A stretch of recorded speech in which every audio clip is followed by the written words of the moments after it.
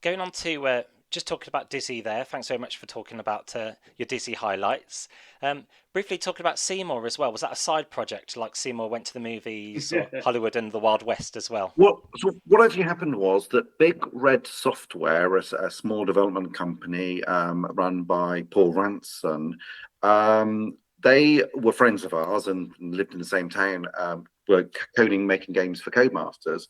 They asked if they could make some Dizzy games, and we were really, really busy doing all sorts of things, just me and Andrew. So we sort of said, yeah, well, we don't mind, and put some design forward for them. And the first one they did was Dizzy Prince the Yoke Folk, I think, and that was really brilliant. And I went through it with them, and it was fantastic. And they pitched a couple of other ideas in, and one of the ideas they pitched in was Dizzy Goes to Hollywood. And I looked at it and I said, Dizzy's all about being in this kind of fantasy world, in the kind of world of Dungeons and Dragons and kind of Lord of the Rings and Middle England and all this kind of stuff. He doesn't go to Hollywood. So look, thanks for your design. And there's some lovely game with a lot of spoofs of some big movies. There was. I mean, it was really fun, and I just sort of said, "Look, thanks for the pitch and everything, but no thanks. It's like it doesn't fit Dizzy." And the next we knew, they basically just changed the character to Seymour. And actually, we were okay with that. Cool name. It's really clever. When your protagonist and your whole mission is to actually explore a place, Seymour is a brilliant name. It's just genius. And it's a nice game, and it complements Dizzy. It doesn't take anything away. Someone's not going to go, oh, like, which shall I buy? It's like, well, they're different stories. So so we're quite happy that they're nice guys. They did a great game, came up with a classic name. Great. Cool. And just for, kind of a few more questions to go now. What was it like to see like Dizzy on like the front page of like Zzap magazine or Commodore format? Yeah, absolutely. We loved going into WH Smith's. It was our chosen store for the magazines and the games. Woolworths was okay, but he didn't sell the magazines, so we always went in Smith's. They were next to each other, and we used to always go and buy all the latest magazines, go and look at the shelves. If our games weren't in the number one spots, we fixed it. I should have printed those. They just placed them on the shelves. And we'd go through all the magazines, and it was lovely when we made the front cover, and it was lovely just going through reading reviews. And back in those days, most of the reviews were really positive. So yeah, we really enjoyed we enjoyed the days of the magazines. It was cool. During this interview, it was quite funny. It was quite funny because we did a couple of photo shoots for the front covers, and I remember going into a professional photo studio or whatever that's taken some magazines, and he sort of said, "Oh, it's like your whiz kids, or it must be fantastic to be sort of on front cover. It's like you sort of really made it. And it's like that these are just like computer game mags, like it's not GQ, I think. It's just like it's just really weird. Also we had it's like no, we're just geeks. Yeah, and also it was quite funny because we made it into several newspapers, sort of saying millionaire whiz kids and all this. And first of all, we weren't millionaires, but you don't correct them. You just go, yeah, it's very good. It's quite nice. Thank you very much. And they go, oh, you must kind of lead these kind of rock star style lifestyles. And it's like, actually, we are in front of computers 18 hours a day, 7 days a week, 365 days a year. Only times we get out is to go to the publisher or to meet the press. It's like, so yeah, not really rock stars. During the interview as well, you mentioned your long working relationship with Codemasters. Is that been took over by EA Games now? It is now, absolutely. So obviously we parted company back in about '93 with Codemasters. Obviously they are local to us because we actually moved to be near them, which is Leamington Spa. I can virtually see their office from my house, from where I'm sitting now. Which is bizarre.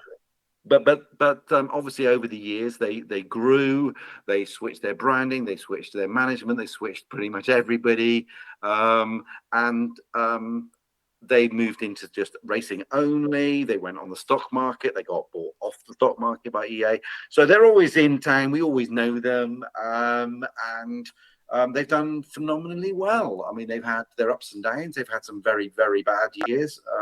But right now, they're on a high. And it's gone very well for them. I have to say that Frank was very good for them. And final question, how has the video gaming industry changed over the last 40 years? It's got massive.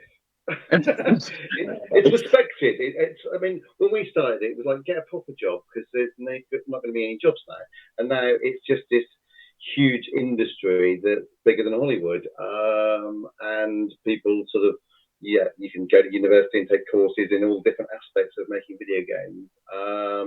And it's just fully recognised. Although the irony is, it's fully recognised by people below our age, but above our age, they're still sceptical. It's just like, so, we're in our mid-50s. You meet a 60-year-old and it's like, well, I never played video games, and I don't really agree with them, sort of thing.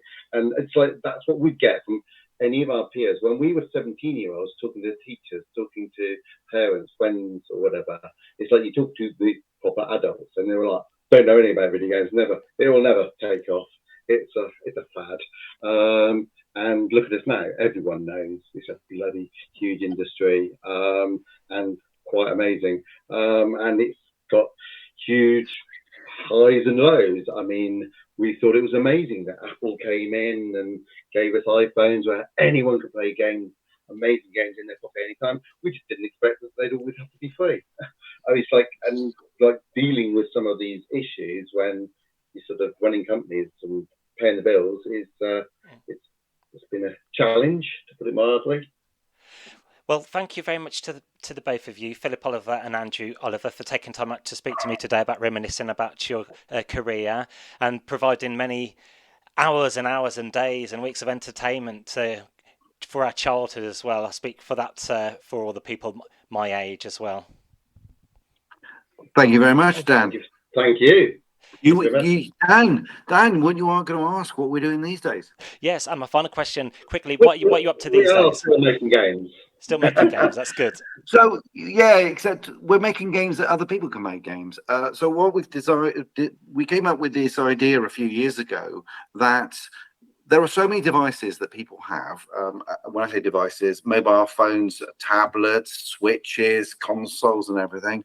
And they're so powerful, but when it comes to actually making content for them, it's still the preserve of the games industry to actually make the content. Yet that is not true if you look at YouTube and making videos and documentaries and films like that. It's like websites. Or websites or podcasts. I mean, there are people out there that actually record other interviews and then put them out there for the rest of the people who who would have thought that's a thing? I mean, who would have thought that was a thing? So we were thinking, well, why can't hobbyists make games? And at the moment, it is really, really hard for a hobbyist to make a game and actually get it out there and released. Now, you could say, well, they can learn Unity. Good luck to them, get the license and everything. Now they've got to work out what formats they're going to put it on. They've got to go through becoming approved developers on licensed machines and everything. And we were thinking, wouldn't it be so much easier if it was as easy as YouTube? You just create a video, you stick it up there, publish, it's absolutely instant, and it just works on all devices. And so that's what we decided we would make.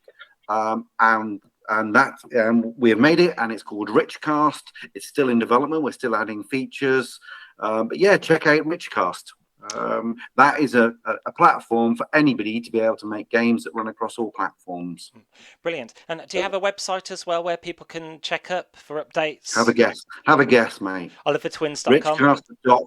Richcast.com. Brilliant.